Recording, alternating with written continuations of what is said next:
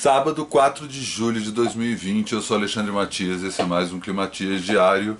Como é que estão as coisas por aí? Aqui tá esse dia maravilhoso, apesar do frio, né? Tá um frio de rachar o osso, né? Tá complicado, mas por outro lado, abriu um sol bonitaço hoje, cara. Putz, finalmente. Torcer aí pra temperatura melhorar, né? Não sei como é que tá aí na área de vocês, mas aqui tá tenso. Quando o sol vai embora, é aquela tristeza.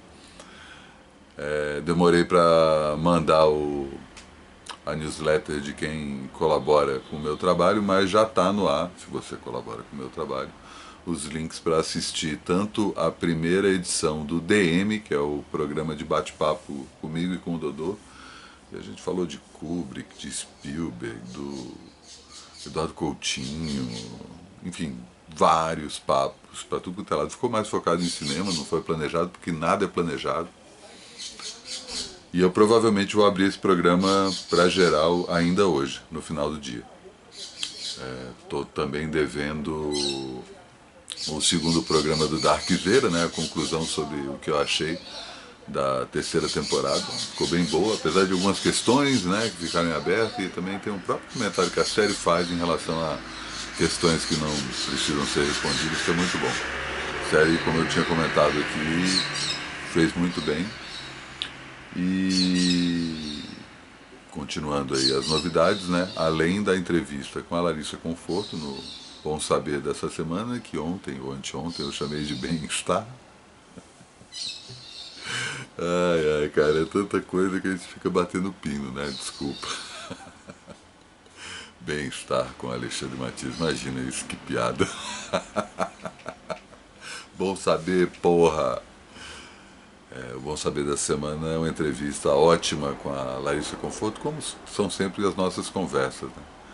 Alguns momentos da entrevista ela falou assim, mas você sempre fala disso, né? E eu pensando assim, eu sempre falo isso, mas a gente nunca grava isso, né? É sempre o papo ali, que eu chamo ela para almoçar, a gente fica trocando ideia, e é sempre bom o papo, e ela fala sobre a transformação aí, desde sair da ventre até assumir essa nova personalidade musical dela, chamada Aie. E a gente acaba falando de outras coisas também. E também tem a estreia do Cine Ensaio, que é o bate-papo sobre cinema que eu faço com o André Graciotti, que faz comigo algumas aulas, né? A gente deu já aulas sobre Bacurau, Parasita e sobre os últimos filmes do Tarantino. E tem um curso vindo aí agora em agosto pela Casa Guilherme de Almeida também. Semana que vem eu já conto a novidade.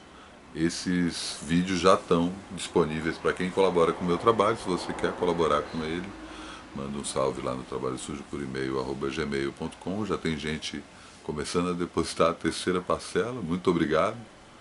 E estou ajeitando essa outra parte também, né? Enfim, engatilhando algumas outras coisas, mas já temos mais novidades, não só em relação a financiamento aqui do meu trabalho, mas também outros produtos que eu vou lançar. Pelo menos a semana que vem, vai ter mais uma novidade. E assim, já começamos aí a segunda temporada no modo médio, né? Não tá mais no modo easy como no modo passado.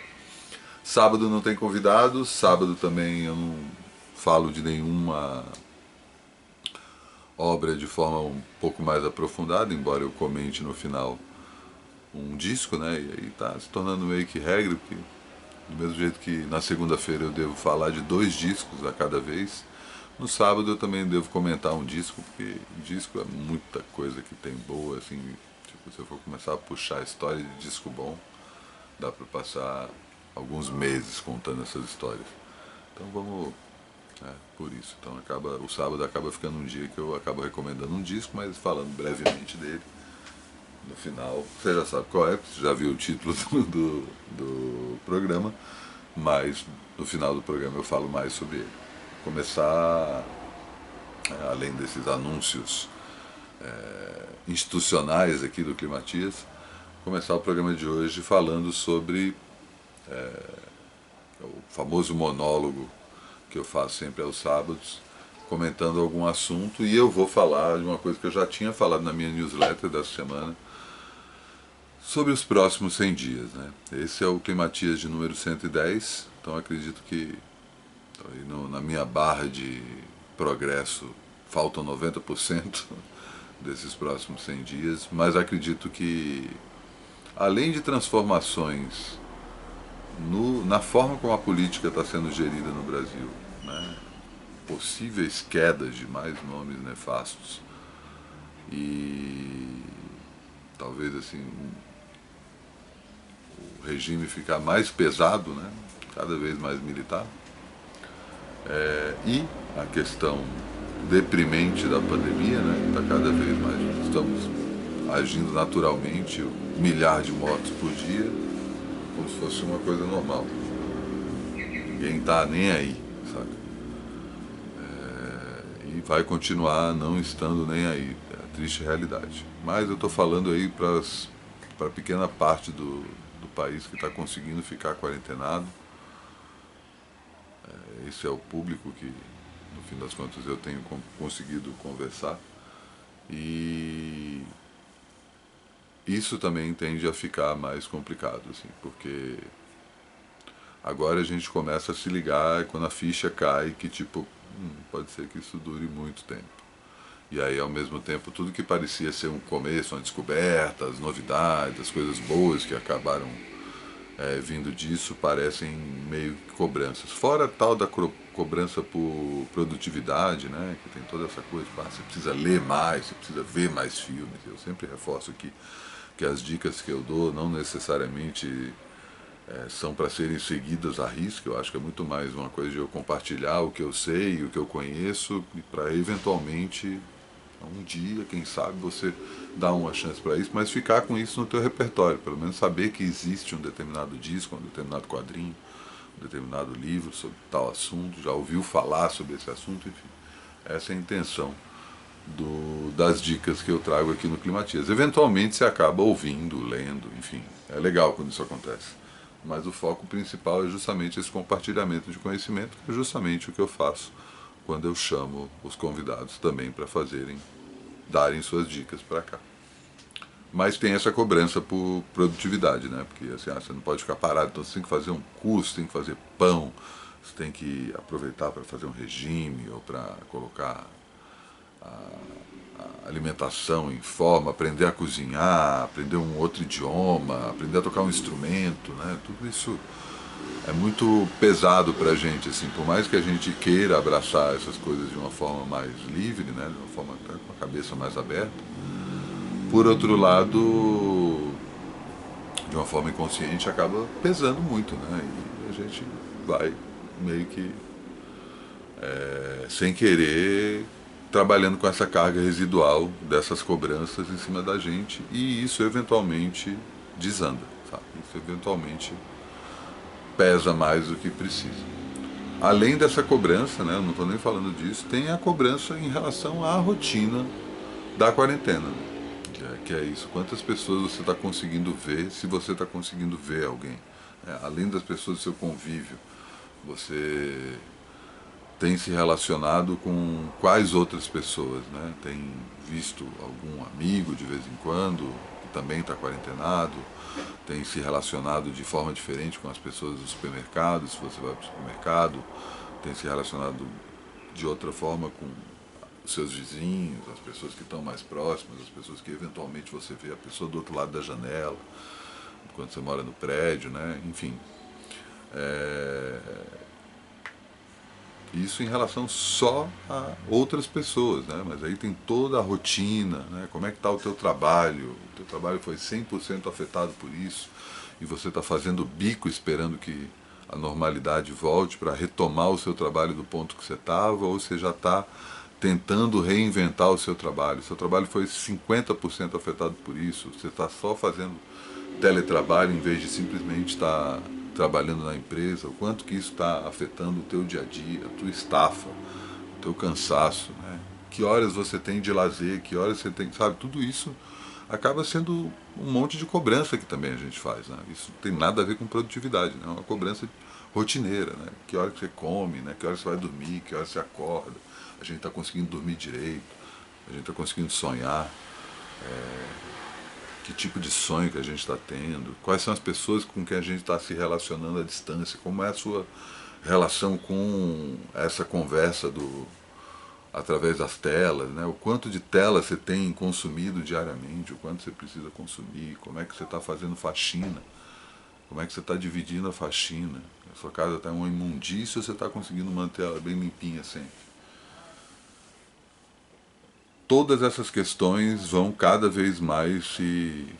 Isso é tudo relacionado ao teu próprio ambiente, né? Não estou nem comentando isso em relação a se você eventualmente tem funcionário, como é que você vai pagar seus funcionários, se você tem um estabelecimento, tem um lugar que você ainda está pagando aluguel, faz sentido você continuar pagando aluguel, achando que em um dado momento vai voltar ao normal, saca? Tipo, a gente está vendo um monte de restaurante, casa de show, teatro fechar, porque é isso, né? É um momento de ruptura muito drástico, saca?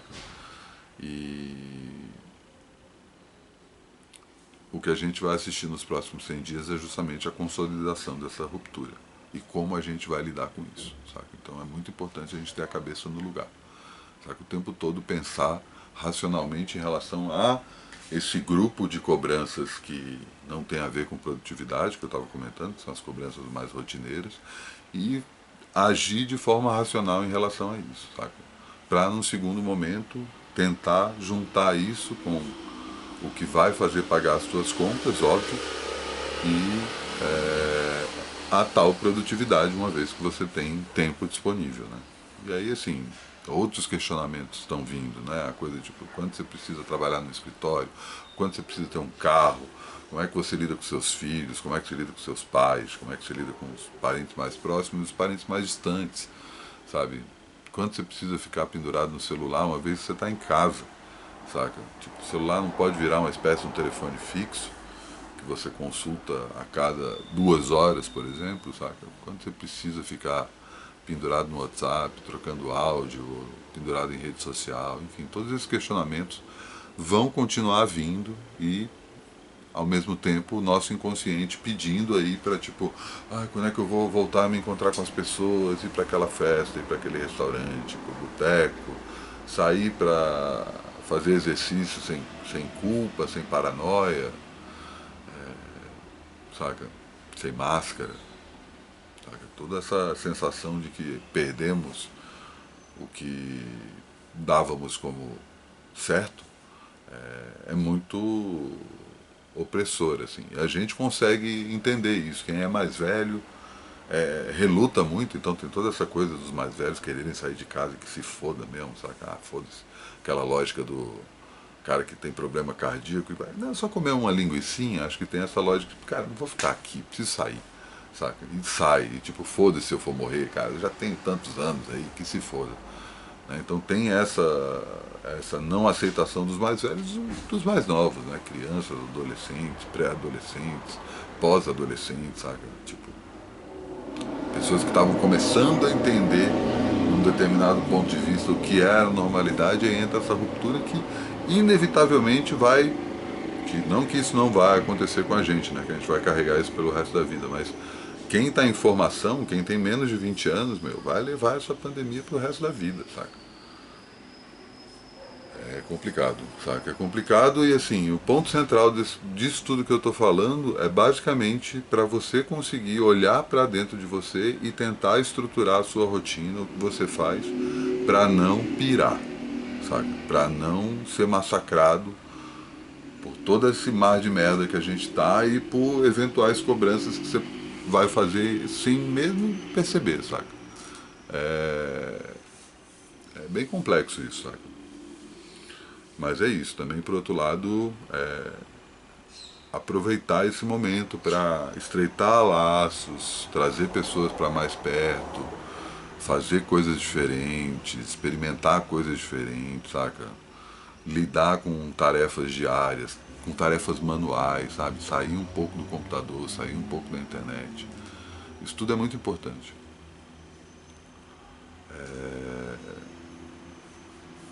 E fazer como eu tenho feito, né?